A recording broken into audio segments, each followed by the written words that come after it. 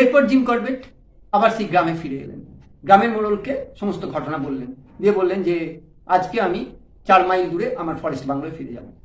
তখন স্বভাবত এই গ্রামের মোড়ল তাকে বাধা দিলেন। তিনি বললেন, খবরদার না সাহেব, এই কাজ একদম ভুলেও করবেন না। আপনার এই 4 মাইল পথ যেতে যেতে কিন্তু সন্ধে হয়ে যাবে, আর অন্ধকার হলেই সেই বাঘের উৎপাত আরো অনেক বেড়ে যায়। ভুল করেও এই কাজ করবেন না সাহেব। কিন্তু জিম করবেট তাঁকে আশ্বস্ত করলেন যে কোনো চিন্তা নেই, আমি ঠিক পৌঁছে যাব। জিম করবেটের ওপর আর গ্রামের মোড়ল কোনো কথা বললেন না। জিম করবেট তখন রওনা হয়ে গেলেন। জিম করবেট সঙ্গে আর কাউকে নিতে চাননি। গ্রামের মোড়ল লোক দিতে চেয়েছিলেন, কিন্তু জিম করবেট জানতেন যে তিনি যদি একা যান তাহলে যেরকম সজাগ থাকতে পারবেন এবং যে কোনো ভয়ঙ্কর পরিস্থিতির মুখোমুখি তিনি ঝট করে হতে পারবেন, সঙ্গে লোক থাকলে সেটা পেরে উঠবেন না, তাদের উপর অনেকটা নির্ভরশীল থাকবেন বা তাদেরও বিপদ হতে পারে। জিম করবেট যখন জঙ্গল দিয়ে যেতেন তার সমস্ত স্নায়ুতন্ত্রগুলো প্রচন্ড অ্যাক্টিভ থাকতো, বিশেষ করে শ্রবণেন্দ্রিয়, কান, কোথায় বাঘ ডাকছে এবং বাঘটা ঠিক তার থেকে কত দূরে, সমস্তটাই কিন্তু পাকা শিকারী জিম করবেট বুঝতে পারতেন। জিম করবেট তো নিজের বাংলোয় ফিরে গেছেন। এদিকে এই গ্রামটা, যে গ্রাম হাসিতে উচ্ছলতায় হইচই করত, সেই গ্রাম সন্ধ্যের পর থেকেই দরজা জানলা এঁটে এক প্রচন্ড ভয়ে আতঙ্কে মানুষগুলো নিজেদের ঘরে বন্দি করে রেখেছে। কেউ কোথাও নেই, কেউ জোরে কথা পর্যন্ত বলছে না, পাছে বাঘ শুনে ফেলে এবং সেই বাড়িতে আক্রমণ চালায়। হঠাৎ সেই গ্রামের রাস্তায় এসে দাঁড়ালো রমেনের গোয়ালের থেকে বেরিয়ে আসা মোষ। কোনোভাবে সে দড়ির বাঁধন ছিঁড়ে ফেলেছে, যে গ্রামের রাস্তায় এসে পড়েছে। হঠাৎ তার ইন্দ্রিয় সজাগ হয়ে উঠলো, কোনো কিছু সে লক্ষ্য করলো যে বিপদ আসন্ন। বিপদ বুঝে মোষটা তখন ফিরতে চাইল। যেই পেছন দিকে এক পা বাড়িয়েছে, সঙ্গে সঙ্গে বাঘের এক ভয়ঙ্কর গর্জন লাফিয়ে পড়লো মোষটার উপর এবং তাকে মেরে টেনে নিয়ে চলে গেল। পরের দিন সকালে জিম করবেট ওই গ্রামে আসতেই গ্রামের লোকজন তাকে এই খবরটা দিল। তারা বলল তারা সাহস করে জঙ্গলের ভেতর গিয়েছিল, তার আধ খাওয়া দেহটাও তারা দেখেছে, তারা প্রচন্ড ভয়ে আছে। তাদের মুখে সমস্ত খবরটা শুনে জিম করবেট বুঝলেন যে বাঘটা এখন ওইখানেই আছে। বাঘটা, তাদের মুখে শুনলেন যে বাঘের পায়ের ছাপ নদীর ধার পর্যন্ত চলে গেছে। তার মানে তিনি বুঝলেন যে বাঘটা এখন নদী পেরিয়ে ঠিক উল্টো দিকের জঙ্গলে গেছে এবং তার ধারণা বাঘটা ওখানেই থাকবে। এতদিনে জিম করবেট বাঘটার একটা ছোট্ট হদিশ করতে পারলেন। তিনি তখন ধীরে ধীরে ওই জঙ্গলে ঢুকলেন এবং কিছুটা এগিয়ে দেখলেন একটা খাদ, গভীর খাদ। যাই হোক, খাদটার পাশ দিয়ে তিনি নেমে গেলেন। নেমে গিয়েই সেই নদীটাকে পেয়ে গেলেন, খরস্রোতা নদী। জিম করবেট দেখলেন যে কোনোভাবেই ওই নদীর কাছে পৌঁছানোর কোনো রাস্তা নেই, আর নদীর তীরে অনেক বড় বড় পাথর বোল্ডার পড়ে আছে। তিনি হাতে করে একটা দড়ি নিয়ে এসেছিলেন, যদি কোনো তথ্য দেখলেন এই খাদের কিনারা দিয়ে একটা মোটা গাছ। তিনি গাছের সঙ্গে দড়ির একদিক বাঁধলেন আর দড়ির আরেক দিক নিজের হাতে নিলেন, নিয়ে ঝুলে ঝুলে খাদে নামলেন। যে কোনো মুহূর্তে গাছের কাণ্ড থেকে দড়িটা ছিঁড়ে গেলেই বা তার হাত ফসকে গেলেই তিনি নিচে পাথরগুলোর উপর পড়ে তার ভবনটা সামনে লাগবে না। কিন্তু এই এতগুলো আতঙ্কিত মানুষকে বাঁচানোর জন্য এটুকু ঝুঁকি তো তাকে নিতেই হবে। তাই তিনি ধীরে ধীরে আস্তে আস্তে দড়িটা ধরে খাদে নেমে। এরপর তিনি আস্তে আস্তে তার রবার সোলের জুতো দিয়ে বোল্ডারগুলোর ওপর পা ফেলে ফেলে তারপর নদীটা পার করলেন। আর এই নদীটা পার হবার সময় তিনি একটা জিনিস দেখতে পেলেন, তার শিকারকে তিনি দেখতে পেলেন।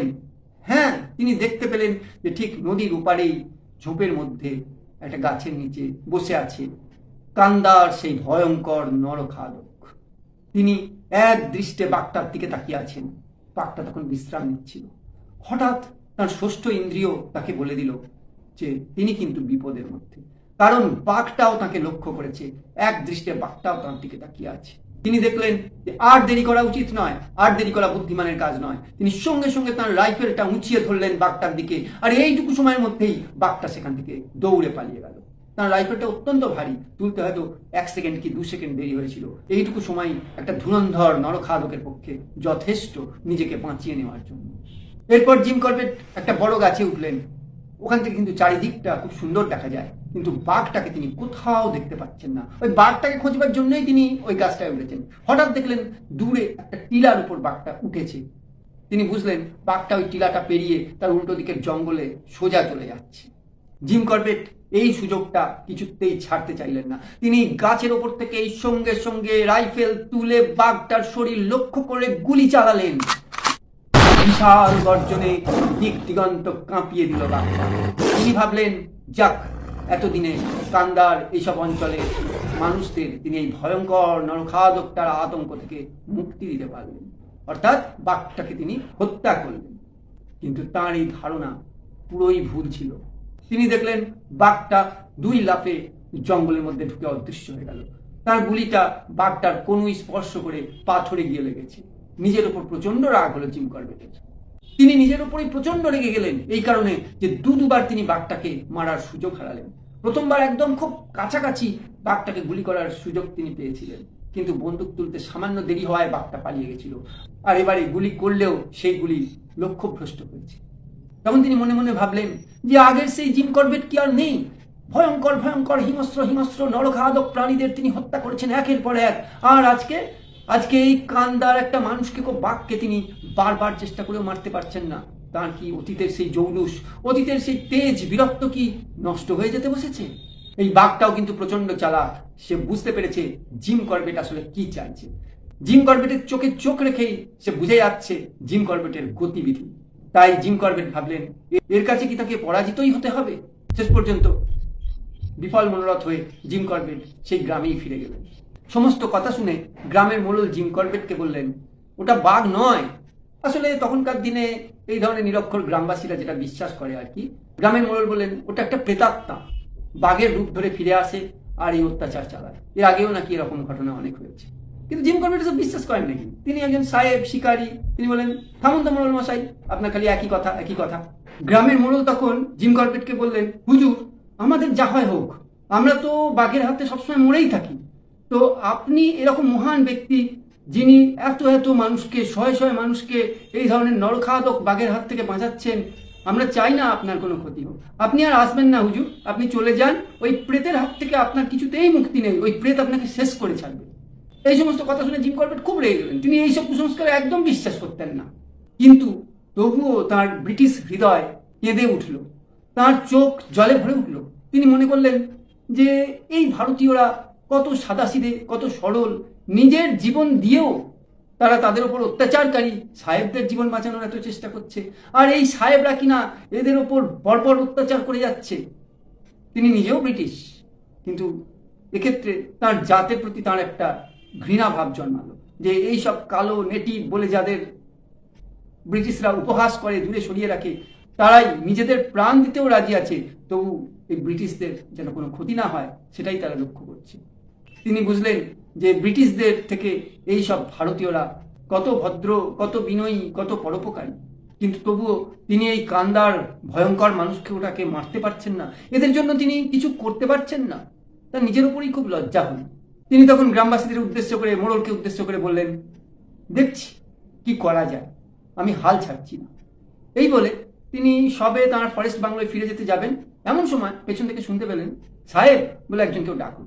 তিনি ফিরে দেখলেন এক বৃদ্ধ মানুষ, তার পরনে একটা ছেঁড়া গেঞ্জি আর ধুতি, তার চোখ দুটো জলে ভরে আছে।